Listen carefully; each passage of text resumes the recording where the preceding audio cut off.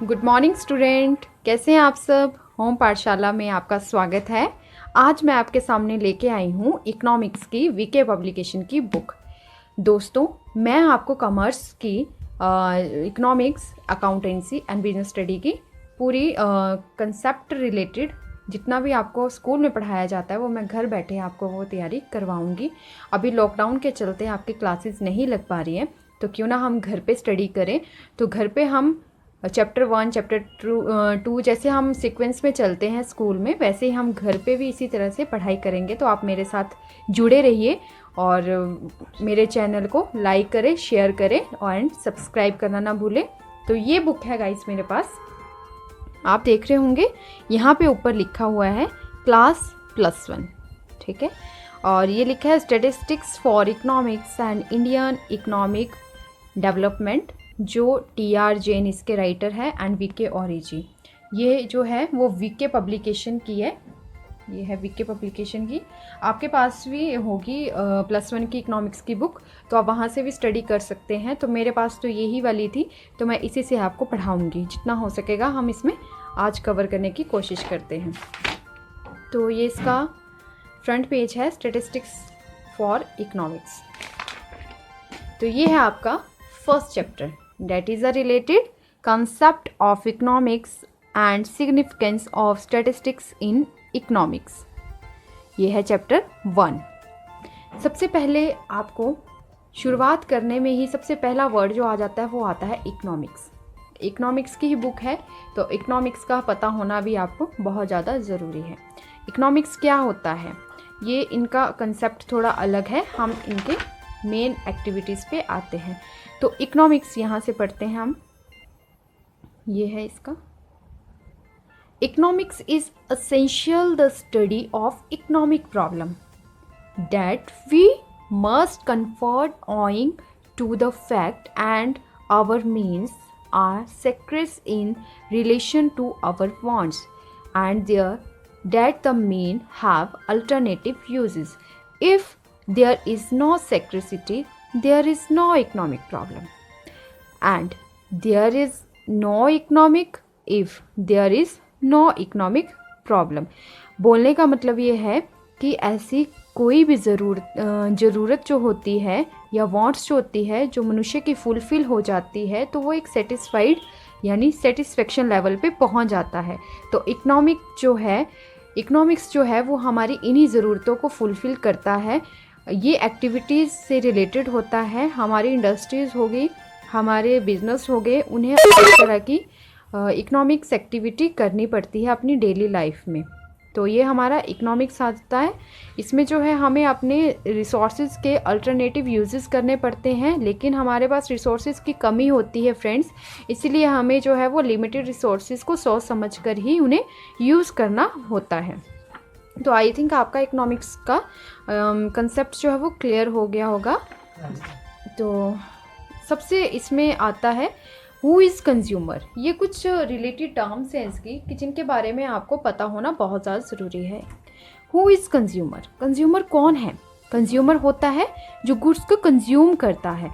तो a consumer is one who consume a goods and services for the satisfaction of his wants. तो consumer क्या हुआ, जो अपनी ज़रूरत के लिए गुड्स और सर्विसेज को कंज्यूम करता है, यानी सेटिस्फेक्शन प्राप्त करता है। तो व्हाट इज़ कंजम्पशंस, कंजम्पशंस क्या हुआ। Consumption is a process of using up utility value of goods and services for the direct satisfaction of our wants. ऐसी कोई भी गुड्स या सर्विसेज जो आपकी सेटिस्फेक्शंस और वांट्स को डायरेक्ट सेटिस्फाइड करती हैं, तो वो आपकी कंजम्पशंस होती है। Utility value of goods means inherent capacity of goods and services to satisfied human wants. तो ये जो होती है वो हमारी यूटिलिटी को जो है फुलफिल करती है। तो अगला कंसेप्ट जो आता है इसमें वो आ जाता है प्रोड्यूसर। ये है हु इज़ प्रोड्यूसर। प्रोड्यूसर कौन होता है, तो प्रोड्यूसर होता है जो गुड्स को बनाता है। तो a producer is one who produce and sell goods and services for the generations of income. जो प्रोड्यूसर होता है फ्रेंड्स, वो होता है कि अपनी इनकम को कमाने के लिए गुड्स को प्रोड्यूस करता है। और उन्हें आगे सेल करता है, तो वो होता है प्रोड्यूसर। नेक्स्ट आ जाता है आपका प्रोडक्शन। प्रोड्यूसर होता है कि जो गुड्स को बनाता है, लेकिन प्रोडक्शन क्या हुआ? प्रोडक्शन होता है कि जिसमें हम अपने रॉ मटेरियल को एक यूजफुल थिंग्स में कन्वर्ट करते हैं। तो production is the process of converting a raw material into useful things, यानी इसमें हम जितना भी हमारा कच्चा माल होता है उसे तैयार माल में बदल देते हैं, तो वो आता है हमारा प्रोडक्शन। नेक्स्ट कंसेप्ट वो है व्हाट इज सेविंग। सेविंग क्या होता है? It is that part of income which is not consumed. मतलब ये हमारी इनकम का वो पार्ट है जिसे हम कंज्यूम नहीं कर सकते। It is an act of abstinences from consumptions. मतलब ये हमारी इनकम का वो पार्ट है गाइस जो हम खर्च नहीं करते हैं, बल्कि एक सेविंग के रूप में कंजम्पशंस करके रख लेते हैं, तो इसे बोलते हैं सेविंग। नेक्स्ट आता है व्हाट इज़ इन्वेस्टमेंट। इन्वेस्टमेंट क्या होता है? It is expenditure by the producer. मतलब ये एक्सपेंडिचर होता है प्रोड्यूसर का on the purchase of such assets, किसी भी एसेट्स को परचेज करने के लिए, with which help to generate income. किसके लिए? इनकम को प्राप्त करने के लिए। तो ये आता है हमारा इन्वेस्टमेंट, कि हम जब भी कोई गुड्स को खरीदते हैं या मशीनरी को खरीदते हैं तो वो हमारा जो है इन्वेस्टमेंट बन जाता है, क्योंकि हमें भी वो लॉन्ग टर्म के लिए जो है वो प्रॉफिट प्रदान करेगी। क्लियर है गाइज यहाँ तक? और नेक्स्ट आ जाता है हम मेन टॉपिक के ऊपर। This is the most important topic, what is economic activity. इसमें बहुत से क्वेश्चंस आते हैं और इसे ध्यान से पढ़िएगा। बहुत इजी लैंग्वेज में बताऊंगी इसको कि आप इसे कैसे अंडरस्टैंड करेंगे। तो it is an activity which is related to use of scarce means also scarce resources, means the always scarce in relation to our wants. Imagines yourself as the richest person on the earth. Still you cannot have everything you wish to have at a point of time. It implies the scarcity of your means resources in relations to your wants. बोलने का मतलब ये है कि एक छोटे से concept में बताया जाए तो इकोनॉमिक एक्टिविटी वो एक्टिविटी होती है जो आपकी मनी से रिलेटेड होती है। मनी से रिलेटेड आप जो भी क्रियाएं करते हैं, पैसे को प्राप्त करने के लिए जो भी क्रिया करते हैं, वो सारी इकोनॉमिक एक्टिविटीज़ में आती हैं। क्लियर है?